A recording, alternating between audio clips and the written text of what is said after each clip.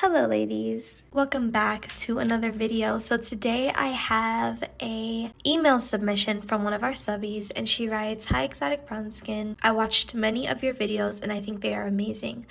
I started over the past year getting into exotical content on YouTube regarding pretty girls because it is really useful for my life. I'm so happy I found another amazing channel. I'm stepping into my destiny and purpose as a woman of God, and I do recognize I am very beautiful, external and internal. I am monoracial but definitely fall into the exotical category when it comes to looks, except of course being mixed. I just wanted some advice because I live with two of my friends in uni now. One of them I went to middle school with, and the other I met last year.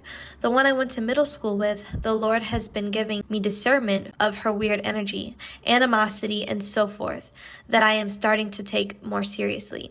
So here's the thing, whenever you grow up with girls, they stay your friends all the way into your adulthood. First of all, that's very rare. Secondly, if you do end up having a friendship that lasts that long, like we're talking middle school, so this is like 11, 12, 13 years old, all the way until you're like going into college, that's a significant amount of time that person had to watch you evolve and change. And I'm sure in some ways they've evolved and changed as well. But here's the thing. When you are dealing with girls at a very young age, it's innocence for the most part. But when you step into more adult levels and settings, and you're stepping into yourself, you're becoming who you were designed to be. That's what happens around that time while you're in school. You're learning yourself, you're tripping and falling, but you're getting up, but you're also advancing and maturing and becoming more of yourself.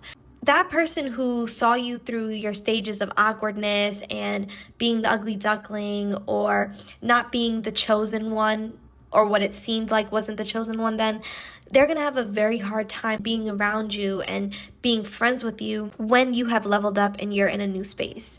Because if they're jealous of you, or if they had a little inkling of insecurity when it came to you, you elevating in any way is going to be intimidating for them. It's going to be threatening towards them, even if they are maturing and elevating at the same rate or at the same level as you. This subscriber just said that, they're all in uni together. So clearly the person is still hating even though you guys are in the same place, which lets me know it's something that has to do with your internal, who you are showing up to be on the inside that is radiating outward. Maybe you've become more magnetic with your beauty. Maybe your looks maxing. Maybe you are just glowing from the grace of God. Who knows?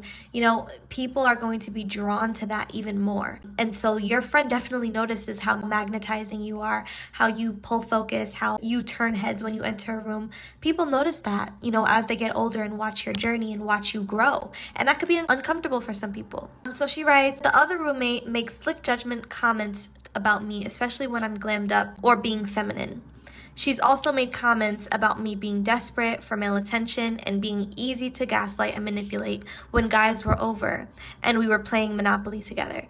Okay, so this is a common thing as well that we see with women, right? We think men are the only ones that like to do piss contests with their friends, but women can be the same way. Some very insecure, competitive women can try to sabotage you or make you look bad in front of a male audience to make themselves feel better. And they'll also try to discourage you from being your naturally feminine self. So this subscriber said that they would get glammed up and this person had a lot of judgmental, slick things to say.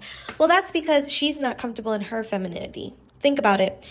If any woman was comfortable in her femininity, she wouldn't feel the need to come for the next woman. She wouldn't feel the need to even say anything.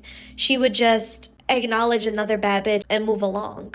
You know what I mean? Like, real recognizes real, and other beautiful women recognize other beautiful women. I would never be threatened by another woman for doing that just because she's existing. I just think it's a little crazy.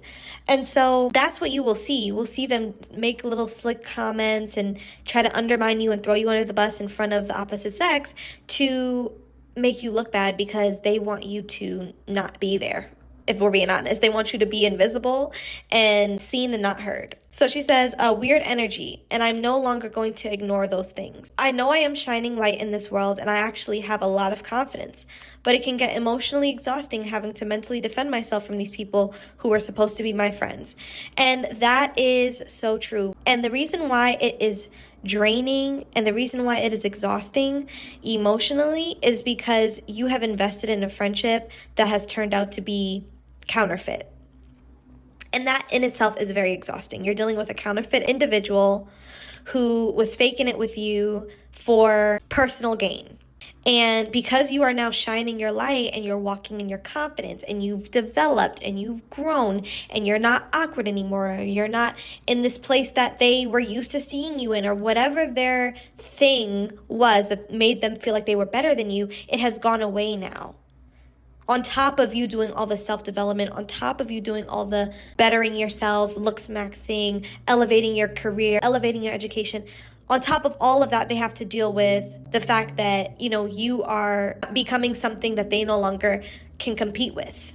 That's really what it is. Let's really read these people today. That's really what's going on. They realize that whatever they had on you that they thought made them better than you is no longer here today, is no longer a thing as of right now. And that is when you become public enemy number one to women like this, who look at you as their competition instead of focusing on themselves and bettering themselves and looking at women as allies and not measuring sticks to measure her life to. So she then goes to say, I may live alone next year because honestly, I don't think I want to be around this type of energy again. But in the case that I may have to live with them again, how do you think I can emotionally and mentally protect myself from their judgments, envious stares, and overwhelming yucky energy? Here's what I will tell you, young lady, because I have gone through similar scrutiny in college for cutting friends off, and my name was completely dragged through the mud. I've dealt with the pretty girl crucifixion that a lot of beautiful women go through in college or in school settings. And what I will tell you is it's not going to be easy. It's not going to be easy to get up every day and know that you have to be face to face with these people. You may end up in class with some of these people. You're going to be around people who have heard things about you from these people. Just mentally prepare yourself for the nonsense. And the way you get mentally prepared is you tell yourself that most likely these things are going to happen and I have to love myself regardless. Most likely these things are going to show up. I have to love myself regardless. I have to show up for myself regardless. I have to look bomb when I go to class regardless because there's always somebody watching. I have to stay close with God regardless because I'm going to need him the most now. You got to get closer to God, closer to yourself, and lock in. When stuff starts happening where they start to throw evil eye at you with their envious staring, and learn how to transmute that energy. Use it to boost your confidence. Use it to go to the gym and squat your ass. You know what I'm saying? Use it for some type of fuel to get your shit going. Put your goals in the forefront of your mind and use the hate that they're sending your way to make yourself better. That's how you use your haters for your self-gain. You capitalize and you profit off of and you use their energy that they're sending toward you for something that will better you in your life. So, ladies, I hope this girl talk helped or resonated with somebody. Drop down in the comment section and let me know your thoughts down below. I'll also be leaving my email in the description box so you can share your stories with me there as well. Have a lovely day, ladies.